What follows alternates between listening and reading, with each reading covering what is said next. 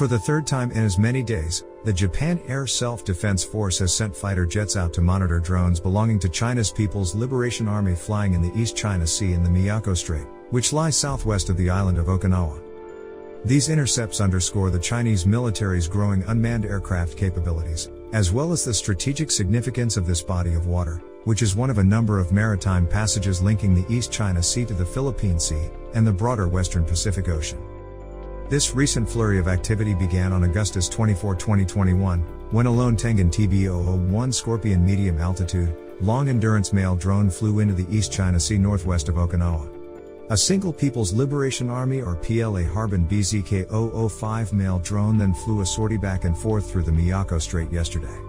Today, another TB001 conducted a similar flight through the Miyako Strait. In all three cases, the JASDF scrambled fighters to investigate the Chinese drones' activities.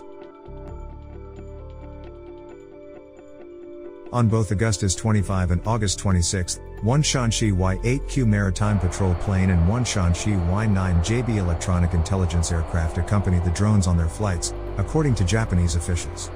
The JASDF did not report any other PLA aerial activity related to the TB001 sortie on August 24. BZK-005 series drones are primarily long-range intelligence, surveillance, and reconnaissance ISR platforms, and the original design was reportedly capable of flying continuously for up to 40 hours at a time. The standard BZK-005, which was first unveiled in 2006, has a single pusher propeller, a pair of swept main wings, and a twin boomtail configuration. The PLA did also unveil an armed variant, with a revised center fuselage, known as the BZK-005C, in 2018.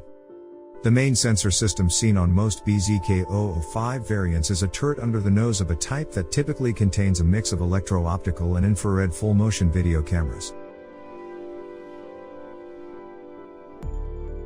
Pictures emerged last year of another version of this drone, called the BZK-005E, with a radar system under the nose, instead, and the electro-optical turret relocated to its lower central fuselage area. Pictures that the JASDF released of the BZK-005 flying through the Miyako Strait this week show this more recent configuration, with the radome under its nose and an under-fuselage optics turret.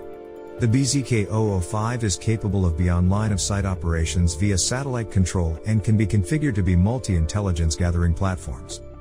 The TB001 Scorpion is also a long-endurance drone with a twin boom tail, but is substantially different in its overall design from the BZK-005.